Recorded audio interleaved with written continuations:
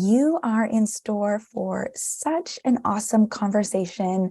I'm so glad that you tuned in. Thank you for being here. On today's show, I had the amazing opportunity to sit down with someone who is making big waves right now. She is saying the things that a lot of us are thinking, but no one is saying. She is making videos and creating content that a lot of us are really resonating with. And she is saying those things that need to be said. So today's podcast, we have Renee Reina. She is the host of the Mom Room podcast. If you aren't familiar with Renee and what she's putting out there, you have to check her out. Her story is pretty unique in that she finished her PhD in psychology just days before quarantine started in 2020. And so, like most of us, while she was in lockdown mode with her toddler, she started consuming TikTok and then eventually created content and gained a large following on the platform. And she really just talked about honest mom-related content. And then from there, she started her podcast, The Mom Room. And it really presents what is like a no BS real life image of motherhood that moms can actually relate to and take comfort in. Renee wants moms around the world to feel a sense of empowerment in that role and that title of being a mom. She wants to help moms acknowledge and validate their feelings and inspire moms to start conversations with their partners, their friends, and families that they otherwise wouldn't be having. She wants to help ease the dreaded mom guilt and put an end to the mom versus mom shaming. And ultimately, Renee's goal is to normalize the ups and downs of motherhood and change the narrative of what it means to be a mom. In this conversation, we are talking about this major shift in her career, what she thought her life was going to be compared to what it is. And we're also going to be talking a lot about this notion of being the default parent, how we can make a shift and how we can make changes, especially as we head into the holidays, which can be a really overwhelming and busy season, especially for moms. You're going to want to download this one, come back to it, and share it with a friend. Let's get started. Welcome to the Juggle is Real podcast. I'm your host, Andryanna. A few years ago, burnout nearly cost me that happy, fulfilled life that I'd always dreamed of. Every day left me feeling overwhelmed with stress at work, at home, and just with life in general. I felt like I was constantly running and couldn't catch my breath.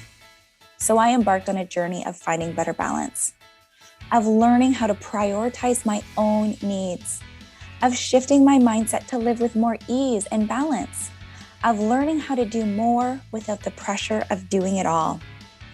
And I discovered that letting go of the need for a perfect life opened up opportunities to bring in more joy. So I am sharing my experience and my learnings with you so that you don't have to struggle.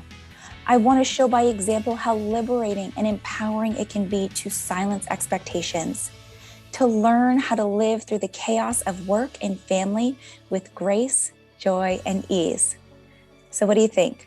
Are you with me? Let's get started. Renee, thank you so much for being on the Juggle is Real podcast. How are you? Good. Thanks for having me. I love going on other people's podcasts. I know, right? You have your own, the Mom Room. I feel like that's its own vibe unto itself, but it's kind of like switching seats a little bit. I get to ask you questions and you get to share a little bit. I want to just dive right in. I think that what you're doing is so awesome, and I really appreciate everything that you share and just the realness behind it. But I don't know that this was always your plan for life. It was, creating this podcast and sharing so much through social media. So I want to start by taking things back a few years. So it's early 2020 and you're nearing the end of your PhD. So at that point, before everything, hit the fan, what did you think your future life was going to look like at that point? Like, what was your original plan? So I assumed my husband had just gotten a position in the GTA, which, if people don't know, is the Greater Toronto area. So my thought when we moved here was, oh, that's perfect because I'll finish my PhD soon. My PhD was in psychology. And then I was like, there's so many opportunities for me in Toronto, obviously. Like I assumed I'd be working I was very research heavy, like health research. So assumed I'd be working at a research institute downtown, or I was looking into professor jobs at different universities or colleges. So that was the plan. Like I had already been looking into jobs, like applying to different things. And then like 3 days after I went to Ottawa to defend my dissertation is when they basically shut down the world. So obviously I didn't get any callbacks for any jobs I applied to. Things were put on hold Yeah. momentarily and ended up being a little bit of a blip. So obviously we all know like the history of lockdowns and quarantines, what went down in 2020. I guess in this quarantine phase, you started posting on TikTok, you started gaining a following, and you started your podcast. So now you have millions of downloads, you have hundreds of thousands of followers on social media. I'm just wondering, what was this progression like for you in going from being a student, being a PhD student, to becoming, a content creator, becoming an influencer, whatever you want to call it? What prompted you? Obviously, the lockdowns and all of the COVID-19 stuff, but what prompted you to then make this shift to this part of your life that you're in now? I remember after having Milo, I took a 12-month maternity leave from my PhD program. But I remember after having him just being shocked at the entire experience, shocked at like postpartum recovery. I was surprised that I didn't want visitors for like weeks after he was born. There were all these things that kept coming up that I was just like, wow, this is like, nobody talks about this. And so initially I had started a blog where I would just like write things. I had a small following on Instagram, mostly just from like friends and family. So I would share my blog posts on Instagram, and people like loved them. And they were like, oh my God, yes, like nobody talks about this. Like I had one about postpartum anxiety and just different things. So that was already on my mind, was that like wanting to share about all these things that I was experiencing, because every time I did share something, it was met with feedback that was like, yes, me too. And so not only does it make those people feel like seen and they relate to what I'm going through, but that also made me feel better too, to put something out there and then people be like, oh my God, me too. Because I thought that it was just me. So then finished my PhD and everybody was on TikTok. I had already downloaded it at that point, but I was like learning how to use it. Making like silly little videos of like Milo dancing and putting funny music over top of it. Like I didn't really know what I was doing. But then once I was in quarantine with Milo, obviously I started watching TikToks a lot more. And so we I all started had a bit more time on our hands. Yeah. just a little bit. So then I started to get ideas, and I would notice trends that were happening on TikTok, and I would kind of twist them to be kind of mom related, and all the things that I was talking about on the blog previously, I then started putting into TikToks. And similar to the feedback that I got from the blog posts early on, the responses to the TikToks was the same thing. And then it was like, okay, I grew a following pretty quickly on TikTok, but it was like these short 30-second videos, and there were so many comments and I had so many things to say. So I was like, what is somewhere where I can have more long format, content? And so podcasts were really popular at the time, and I never thought I would be one to have a podcast ever. But yeah, I decided to start the podcast in my closet and have been doing that ever since. That's so cool. And I mean, it really, it takes something like, you're taking this and you're creating from it. A lot of the time it's just like, oh, like poor me, I was supposed to do this. This was supposed to be my life. And you could have literally just sat there and just been watching and consuming the social media and Right. just feeling bad for yourself. Right. And knowing that, you had so much to share, knowing that you had, a lot of experiences that other people were having that maybe weren't being showcased as much as they could be. I think it takes a lot of courage to put yourself out there and to be like, okay, well, let's have these conversations. Let's talk about it. And let's not do it just in like a 30-second dance off or like whatever. Like let's continue the conversation somewhere else. And I think that's really special, because a lot of people, I think even now, like regardless of whether you're in a lockdown or not, you know, the point of our lives that we're in right now, a lot of us, you know, have families, we already have careers that, you know, have taken us in a certain direction. We're might be afraid to change that direction, even if, you know, we're not happy or it's not what we wanted it to be, or perhaps we enjoyed our career prior to having kids and now it's just not working out with, you know, the family dynamic. A lot of us are afraid, or they want to, but they hesitate because their life is already in a certain trajectory, or, you know, their path has already sort of been taking them in a certain place. So your story is so intriguing from that perspective. So what would you think? And actually, it's just making me think of another person I was just speaking to on the podcast, and her name's Catherine, and she's actually by trade, she's a chartered accountant. She's a CPA. She got her designation through, you know, one of the top firms in the world. And she shifted her career path from this financial career. And she actually moved to California and started like a fashion blog when she was in her early 30s. And now she is, you know, she's in search, and she has a boutique firm, and she's also a coach, and she does all sorts of amazing things. But not all of us are like that, right? Like I remember when I was working in advertising and marketing, and it was something that I enjoyed, but it was really difficult working long hours and having 2 young kids at home. But I was just afraid. I didn't know what that next step would be, and I didn't know how to take that next step. So like, what would you say to listeners who are thinking of making a change career-wise, or, you know, have that inkling, or maybe they're just not happy with what's happening in their career right now and aren't sure, or they're afraid to take that next step?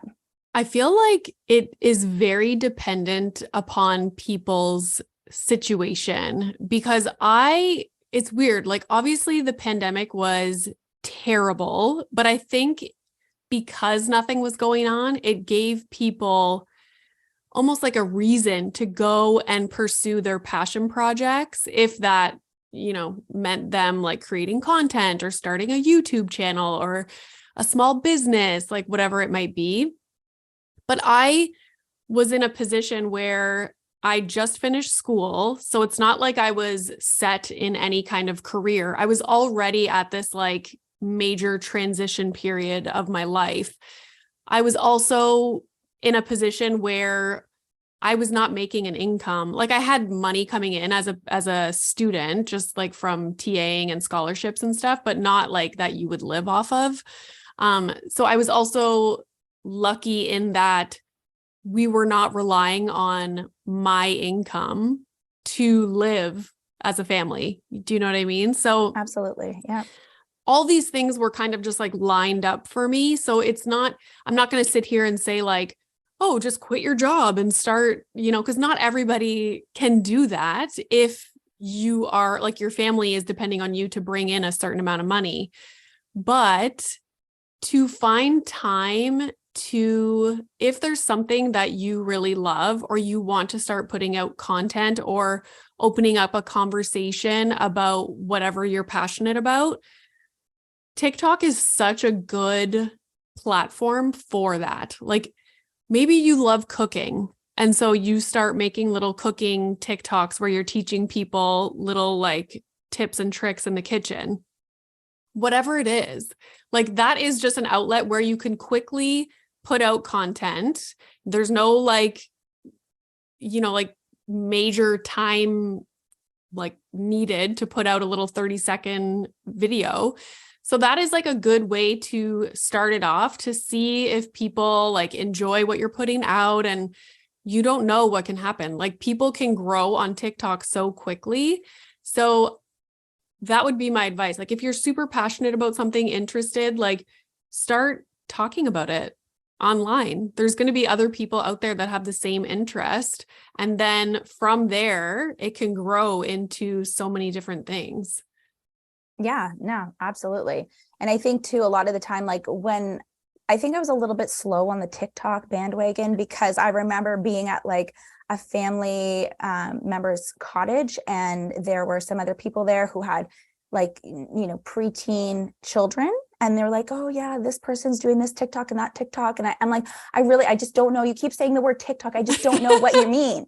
Yeah. And this was not that like much prior to the pandemic stuff. So like I was a little late to this situation, but it's true. Like there still is a lot of organic growth there. And there's a lot of people who are interested in learning more. There's like the people who are consuming content are interested and eager in whatever those specific aspects are that they have. And it's so also I think there's a nice lot of opportunity. then you can find also a community of other people who have similar interests. And it's, if that's not something that you find in your everyday life, like your actual, real life, then it's nice to, build a community online of people that have the same interests. So, yeah. And I think that's really what you've done as well. Like you've created and you've built this community of like-minded people, a lot of moms, a lot of people who are in the same situation. And I think it's really refreshing. And it's also has like that level of comfort when people know that other people are going through the same things, and it's not all just like super fun and super happy all the time. And right. One of the topics that you talk about that really resonated with me specifically, and I know it has with a lot of people, is really just being the default parent. And I want to touch on your thoughts about that, because I think that it's like sort of this topic that's coming up more and more people are recognizing it for what it truly is. So I want to touch on that. But just to start, in case anyone's not familiar, if you haven't heard this term, how would you describe being the default parent? So there's many, many, many, many ways you can describe it with regard to like, what does the default parent do? But what made me realize that I was the default parent, and I didn't realize it until it was quarantine, was it would be like Saturday morning, let's say, and I would have to tell my husband, or I felt like I had to tell him, that I had to go to the bathroom. I would be like, I'm just going to go to the bathroom, okay? And it was like, I needed the eye contact from him to like, no, I am leaving the room. So now you have to have your eyes on Milo. Cause at the time Milo was at that age where like they will hurt themselves if they're not being watched. Yeah. I have a toddler. I know. Yeah. Changes. It's a rough age, but, and I found it interesting because my husband would never do that when he had to leave the room. Like he would just get up and go. And I was like, well, that's interesting. Like, why do I feel like I have to announce when I'm going to be leaving the room, but he doesn't? And I was like, oh, it's because I'm like the default person, that it's just like an unspoken thing that I'm the one that's constantly watching Milo. And like, with me now working full-time, my husband's working full-time, like I wouldn't really say either one of us is default, but when I was put into that quarantine situation, it was very much like living a life of a stay-at-home mom that is also the default parent. And I just realized how so many moms must feel and live, and how their days go, how their weekends go. And I was just, my mind was blown. I was like, this is really difficult. Luckily, I have a very like understanding, supportive partner that I could have these conversations with and bring things to him that were bothering me. And we made changes. Like I always talk about him on Saturdays going out to cut the grass. And I was like, why am I going to rage right now, like feeling so angry because he wants to go cut the grass? And it's like, because I've been home with Milo all week, and finally it's the weekend. I've been looking forward to him being home because now I have help, and like there's somebody else there, an adult, and he's going to go outside and cut the grass for an hour and a half. And I was like, no, like this is driving me nuts. And so all these little nuanced things are examples of things that I would put out in TikToks, and people are like, oh, I feel the exact same way. Like I never understood, like, why am I so angry that my husband comes home from work and he starts like doing the dishes or making dinner. Like on paper, that looks great. But no, when you're the default parent, it's like you're excited for your partner to come home. And then as soon as they come home and start putting their attention somewhere else, it's like, well, you might as well just not be home now. And so we had to like have a discussion, like when you come home from work, come and sit with me for 10, 15 minutes. I've been looking forward to you getting home all day. So when you just like come in, give me a kiss and like go off and start doing something, now I am stuck doing what I've been doing all day, where I was looking forward to you coming home so I could have some kind of relief from being a mom all day. And, so it's like such a nuanced thing. And it like, there's so many things that could describe being a default parent. Like, are you the one that consistently packs the diaper bag? Are you the one that's always putting the sunscreen on the kids? Are you the one that always makes the lunches, picks them up, drives them to school? Like, it's a million things.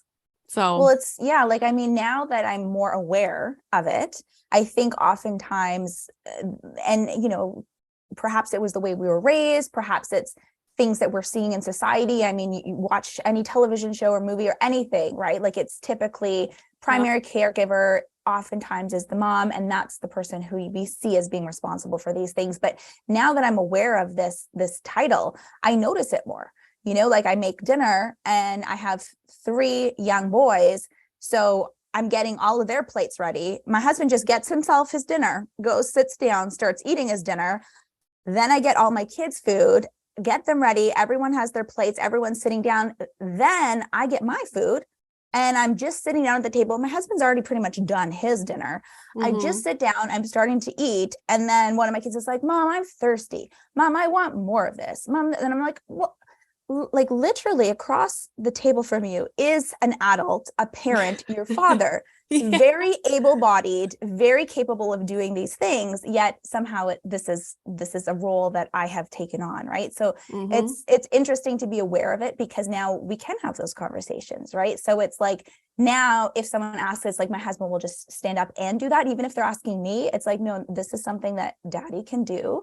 And then also having the conversations when I notice that things are piling on and being like, hey, well, can you do this task or can you manage this? Because I think it's a lot in, talking about, this invisible workload.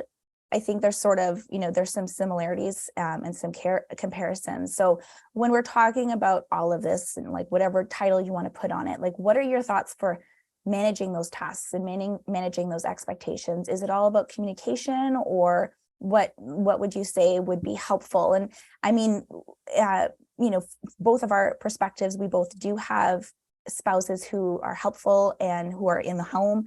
Sometimes if you're a single parent, of course, these roles are all going to be on your shoulders. And so coming from like an individual's perspective, how can you manage this better, or how can you help yourself a little bit? Communication is huge. And it's also, I think, understanding that for the most part, obviously there's going to be exceptions to this, it's not anybody's fault. Like it's often just your family.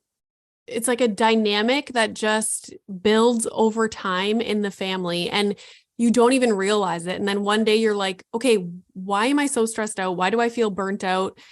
Why are they always coming to me to ask for things? And it's because like over time, it has just like built into what it is. So it's really, I always tell people like, if you find yourself irritated at any point in the day, don't react in that moment.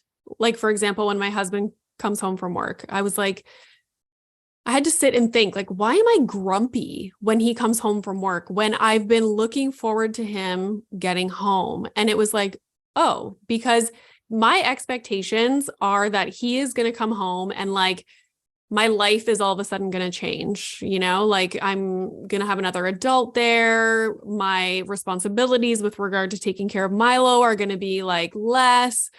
But that wasn't happening. He would come home and nothing was really changing because he would start making dinner. He would, whatever.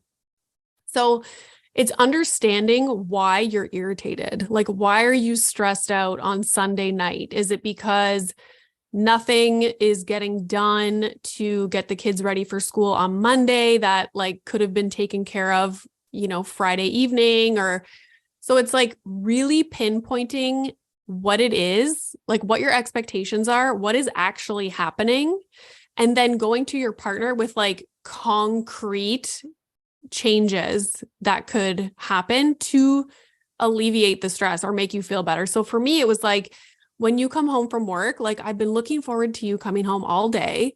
And then you come home and start doing the dishes, which like I understand is great. People think I'm crazy because I don't want my husband to do the dishes, but it's true. Like that is not my need in that moment. Like my need of like spending time with him and communicating with him and connecting with him is much more than the dishes being done. And so it's understanding that and going to them with concrete plans of how things can change. And it's really like from day one, my husband has been involved with every single thing, like doctor's appointments, bath time, bedtime. We do everything together. He knows schedules. He's the one that like corresponds with like coaches and teachers. Like he just has taken it upon himself. Like I didn't have to tell him to do that, because telling your partner what they have to do is now another job for you. Like you're having to manage that individual. So they need to like step it up and take things on themselves without being told what to do every moment of because then a lot of times it's just like, oh, it's easier if I just do it. Well, I think so many of us that's just, what has happened, right? Or we've taken it on. And so now how do we make this change? Because now like there's precedence, right? Like yes. People, if you've never had to make dinner for 5 people and then clean up after dinner and then, make the lunches and then pack the kitchen and do all these things, if you never had to do that and someone's like, Kate, your turn, there's going to be some resistance. I feel like perhaps not in all situations, but what do we do when, maybe we were, maybe we have perfectionistic tendencies, or maybe we were raised that, or our spouse was raised, the mom does this role, the father does this role, or whatever it might be. Like, how do we make this shift? I feel like we have to have these conversations. And even if at first we have to be telling, and I understand how frustrating it sounds, or it might be at first, but like, how do we go from having all of this on our plate to now removing some so that we don't have to manage as much? So our invisible workload is lessened slightly, like, is it just about having an honest conversation, or is it like, do we have to lose our shit and like go berserk and like have these blowout fights? And then all of a sudden it's like, okay, honey, yeah, I guess I'll clean up tonight, and I'm only saying this because it's not necessarily my situation, but I have had these like moments where I have, like lost my marbles a little bit. And then I'm like, oh, wait, okay, we can just talk about it and things can get better. It's not like my husband doesn't want to do these things. I think it's just like he never had to, or the expectation was set in a different direction. So how do you go about making that change if you don't have a spouse who's always been doing everything from day one? Something that you said that I wanted to bring up and you reminded me was like the mom being like a perfectionist. So have you ever heard of the term maternal gatekeeping? No. So it's like, for example, I do it sometimes too. Let's say my husband's giving Milo his bath and I don't like the way he's washing his hair. I'll like just go in and be like, I'll do it. Like, I'll do it, or I'm constantly like, you need to rinse his hair more. He's going to have soap left in his hair. So we are almost not even giving our partners the opportunity to take on the tasks. And so what happens when that is constantly happening is that they lose confidence, and then it makes them not even want to try going forward or to take on things because they feel like they're never doing them right. But like, sometimes you have to just like reel it in and be like, okay, so he's going to have some soap left in his hair, like whatever, okay, his lunch is not going to be exactly how I want it to be today, whatever. Like it's not the end of the world. And we have to actually Like if it's a serious thing, like the car seat's not done up properly or something, like, okay, you take a moment to like explain, show how it goes, and then hopefully it doesn't happen in the future. But a lot of the times people want to blame the non-default parent, but often like it's important to also look at how you're like behaving and what you're doing to contribute to that dynamic as well. But yeah, conversation. And if someone is resistant to it, like that is when I would, maybe seek the help of like a therapist or, like Tracy Dalgleish has like awesome stuff on her Instagram. But yeah, I have never been in that situation. So I don't, like, I'm not an expert on like couples or like communication and stuff. So I think that's when I would seek help, like a third party, as opposed to, because maybe you're having difficulty communicating as well. Like communicating to your partner is like a skill. That's like a tool that not a lot of people have, whether you weren't modeled that growing up. Like some people don't know how to communicate, and it takes a third party to help both of you with, something difficult. Yeah. And I think what you're saying too, like it makes so much sense. And, it can be applied in so many areas, like, even like in work, if you're managing, a team or your own children, when you take on tasks, whether it's willingly or begrudgingly, like you are doing that for the other person. So that means they're not doing it. And so it lessens their confidence, even if it's your kids, helping them, zip up their coat in the morning, or, making sure, helping them with all of their homework and doing their projects essentially for them. It's really taking that away so that they don't learn those skills.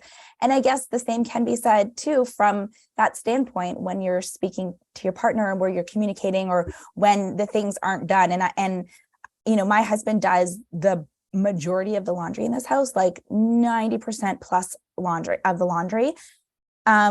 And at first I was like, well, this isn't folded nicely. Like now I'm just going to refold it all. But I'm like, you know what? Laundry is one thing that I don't have to worry about, whether the kids just let it go, are folded nicely or not. Like it really, does it affect my life at the end of the day? Or is it just better off that like, I don't even have to worry about it? Because I think a lot of us get so wrapped up in like, oh, well, it's not perfect, or it's not how it should look, or whatever it is. And so then we end up putting more stress on ourselves, because we're then now micromanaging the situation that was already causing us stress to begin with. So I have learned to let some things go, but we're now heading into the holidays, and this is a busy season. This is like, especially for, I feel like the default parent, because of all the things that are already on the to-do list, all the things that we're already managing, all the things that we're doing on an ongoing daily basis.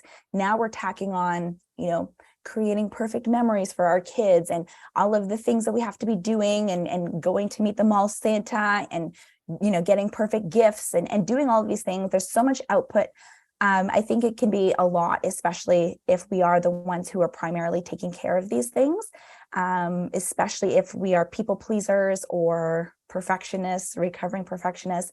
So how would you suggest, or what would be your advice for people to create space for yourself, especially at this time of year? I remember I put out this TikTok and it blew up, and people were like, whoa, because it's kind of like a polarizing thought. But I think oftentimes for the most part, it's the mom that is the default parent. And also for the most part, it is the mom that is maintaining relationships with family, including their partner's family. They're the ones that are buying gifts for their partner's parents, like siblings. They're the ones that are organizing get-togethers. And this is like year round. It doesn't even just have to be for the holidays. And that is, I don't agree with that at all. Like it is not my job to make sure that my husband's parents have a relationship with Milo. It's not my job. Do I facilitate it? Am I I love his parents? Yes, they come here all the time, like get along great, but I am not FaceTiming them once a week. I'm not, taking Milo over to their house, like for visits. Like that is not my job. And I think this blows people's minds because we are so traditionally, like, even when I was growing up, it was always my mom. It still is my mom. I don't think my dad has ever planned like a get together in his life, And it just like trickles down generation to generation. And it's always just usually the moms or the women that take care of all this stuff. And the holidays, that like triples, right? Because it's a ton of gifts, a ton of get-togethers, a ton of like all this different stuff. And I think people just need to start setting boundaries and being like, you know what? You can send all the Christmas cards or whatever you celebrate cards to all your family, and I'll take care of my family. Or, oh, your parents want to come over, like you can book their flights, or like you take care of it. You pick them up at the airport. We take on everything. And for some reason, I just didn't get that passed down to me. And I'm like, what is happening? But it is a huge, like, mental load, like physical, like go out, get the gifts. Like even when people ask me, oh, like, what should I get Milo this year? I'm like, I'm not like, I have my own gifts to buy, like figure it out, like, oh, what should I get your husband for Christmas this year? Or like, oh, like, can you give me some ideas to buy for Milo? It's like, no, I'm not doing your mental load. I can tell you he likes Spider-Man. My own gifts to buy. Yeah. Exactly. And it's like, it's just a lot. So I don't put pressure on myself. Like we celebrate Christmas. We don't send out Christmas cards. We don't like, we're going to go take them to the mall to take a picture with Santa. My husband's the one that booked it online. Like I like decorating the house for Christmas. And so I take on that because my husband doesn't care. But like, I just don't make more work for myself than there has to be. And like when we hosted Christmas at our house a few years ago, we ordered dinner from a place. I was like, I'm not cooking. I'm not like, I grew up with all the women being in the kitchen, stressed out for like 6-8 hours all day.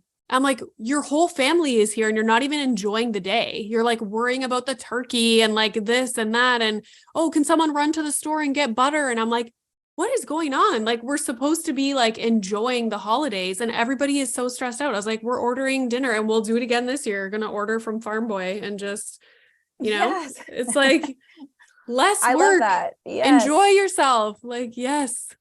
Yeah. I call it gearing down for the holidays. It's like, how can we simplify instead of making it like this big thing where you literally need to take a holiday from the holidays? Like Yes. Like, do you really want to be so exhausted that you like have a migraine Christmas morning, or like you barely got any sleep, or, you can't even remember, up from down or whatever? Thanksgiving, I was just like, hey, so you're in charge of this. I literally told like my brothers and their families, like everyone's bringing something. Like I will set the table nicely because I want the table to look nice. My kids are going to help me write the names or whatever. I'm going to make these 2 things and everyone else has to bring something. And that is what our dinner is going to be, right? Like it's not going to be on one person's shoulders. And then I think people can really buy into that because they don't feel like they're putting pressure on you too. Like I feel sometimes when I'm going somewhere and even I'm like, well, what can I bring? And if they say nothing, like I feel bad because I'm like, but you're doing all of this. Like, can I like bring the salad? Like what's one little thing, because I know what it's like to have to like be in charge of so much and to organize and to plan and to prepare. And then when you're following through and you're doing all of this, you don't even get to enjoy. Or even like some of my kids' birthday parties, I'm like, hey, but this is his birthday. Like I'm not even, like I'm barely getting to see him open up his gifts. Right. So it really is that perspective of like, well, do you want it to look perfect? Do you want to be the martyr to like everyone, think like, oh, how great is this? Like, look how much she's doing or everything that's happened, and look how, Pinterest perfect it all is. Meanwhile, like, you are like grasping at straws and you're so overwhelmed, and you're probably going to like get sick the next day because you put so much on yourself. So how do we go from this place? Like, how do we just be like, hey, that's it. Like, I'm letting go. I am gearing down. I love how you said like setting up some boundaries, saying no to more things. Is it like sitting down in advance and just being like, hey, this is what we're going to do, or just kind of in the moment being prepared to, let those expectations go? I think oftentimes people do this to themselves because of what other people think. So if you grew up with like these big elaborate Christmas celebrations, you feel like, oh, now you have to do that. I just don't worry about what people think. Like when we hosted, I think I made a little invitation that like laid out exactly what was going to happen. And that was it. Like I had a little like gift giving game in there with like the instructions. And I was like, okay, like show up at this time. Like we ordered dinner from this place. It's going to arrive at this time. Come in your pajamas if you want. Like just make it, just do it. And if your mother-in-law or your parents are like, oh, geez, like somebody's like, oh, like the tradition is ruined or whatever, like, so be it. Like, that's fine. Like people put so much pressure on themselves because of what other people, like what they think other people's expectations are. And it's like, no, like we had Thanksgiving here. We ordered it from Farm Boy and everyone just like made their plates and we were just like sitting around. And I think my mom's the only one that actually had like an outfit on. Like we were all just like comfortable and yeah, it's so much more enjoyable. Yeah. And I think too, like at the end of the day, even if there might be like a little quip or something under the breath, like once you have that experience where everything is sort of chill and easy, and a lot of times when you're stressed, like that energy really like radiates. And I find like kids pick up on that a lot too. Yeah. Like if they see like their mom or like, having like, we got to clean or we got to whatever, and like we got to get ready, like that's not a fun experience for them either. And I think that really like affects them as well. And so when there's so much pressure put on things, be it the holidays or whatever time of year, I think, when we can pare down and say no, then it is just a more enjoyable experience overall. So I remember like for years, it was the tradition we would sleep at my sister-in-law and brother-in-law's for Christmas Eve. And it was fun and it was great, but we kind of realized like sleeping on a blow up mattress and like, ending up on the floor, not getting a good sleep, our kids going to bed way later than they would if they're at home. Like it just made for Christmas not being as enjoyable because like there were meltdowns and tantrums and we were tired and, and so we just were like, you know what, I think this year coming, like we're going to sleep at our house. And we were met with like a bit of disapproval. We were met with some resistance, but then so on and so forth. Everyone started sleeping at their house. We obviously see each other on Christmas because again, that's the holiday we celebrate as well. But like, it's now just more enjoyable because it's on our terms. We know our kids, we know how, they best sleep. We're not sleeping on the floor on an air mattress, like, and then we can just show up for ourselves, for everyone around us in our best light. And we're just so much more able to, be who we want to be on Christmas. Yeah. We can be the parents we want to be. We can actually be, engaged with our kids, present for our families, and like, yeah, happy to cheers and toast and not like Merry effing Christmas, like as we're like super grouchy because we barely slept the night before. Right. So, Yeah.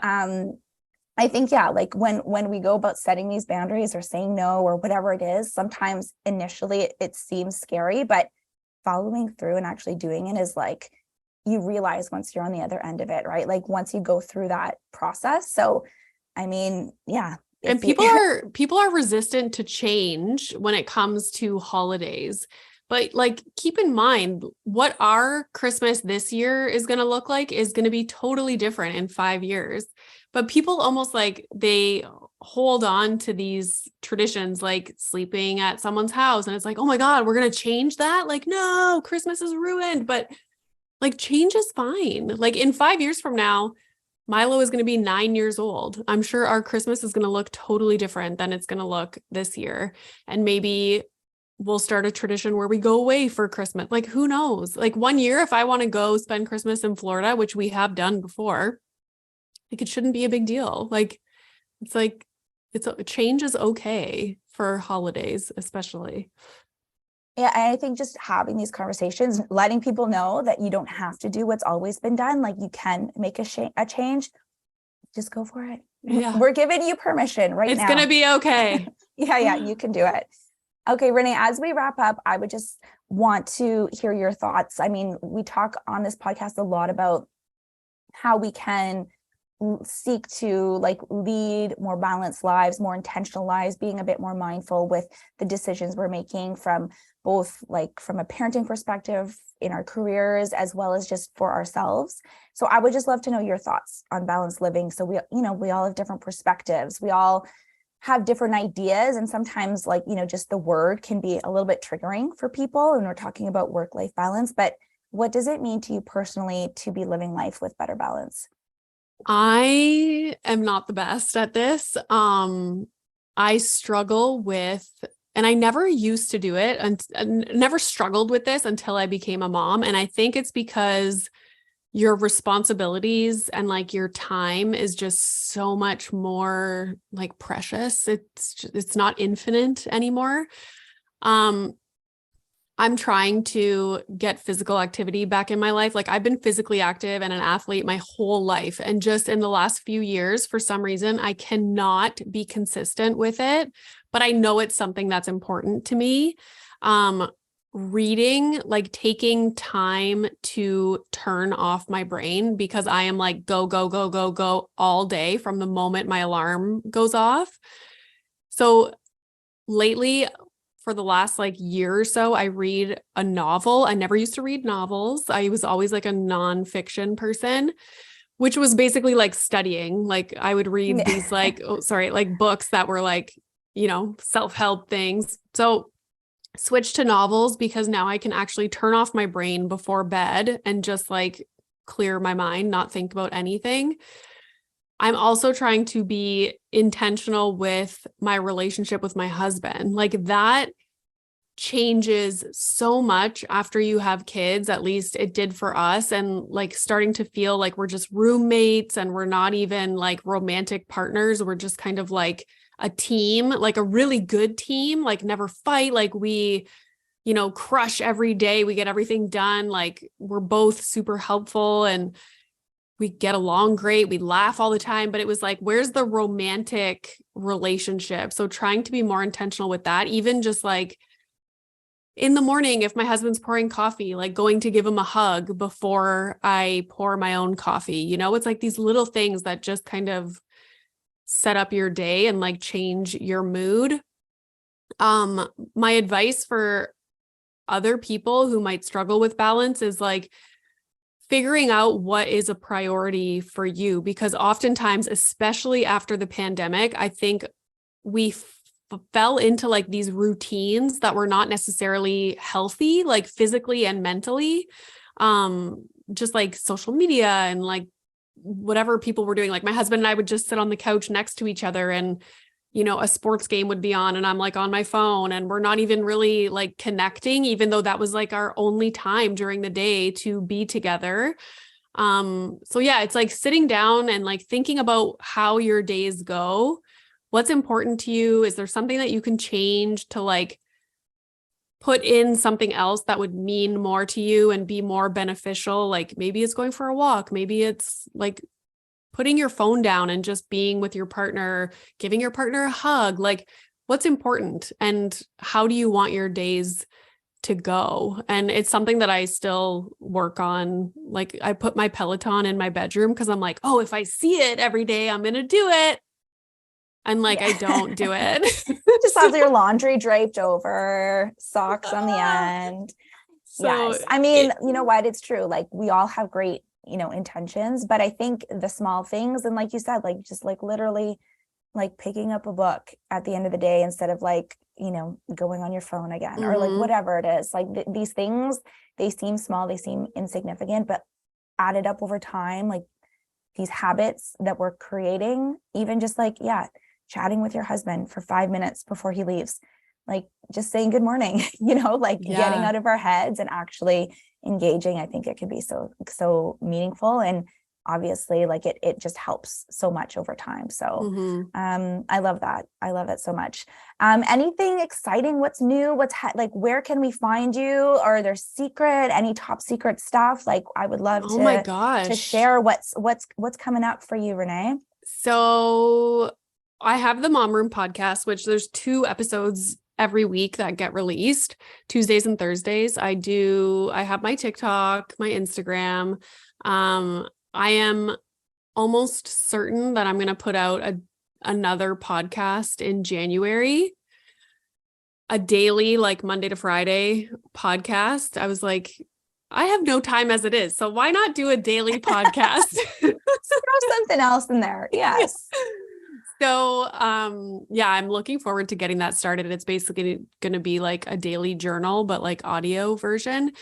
And then, I launched a website recently, themomroom.com, and we have our little cute newsletter that we put out every Wednesday, just letting people know like what's going on. That's all that I got going on right now. That's it. Just a little bit. Well, if you haven't yet, make sure you check out the Mom Room podcast. It's so wonderful, especially if you're going to be doing dailies, like on your way to work, heading out for a walk, lovely things to listen to. Renee Reina on TikTok and on Instagram. Thank you so much for taking the time to be here today. It's so great to chat with you, and I can't wait to see what's next for you. Oh, thank you for having me. Thank you so much for being here. Thank you so much for listening to this episode. If you liked it, if you think that someone else could benefit from listening to it, please rate this episode, write a review, share it with a friend, share it to social media, take that screen grab, tag me. I would love to see. And perhaps, send me a DM. You can find me on Instagram. My handle is Andryanna G. That's ANDRYANNAG. You can also find some more resources in the show notes for this podcast episode if you want to take action, if you want to, make a difference and make yourself feel better overall. Until the next time, take good care.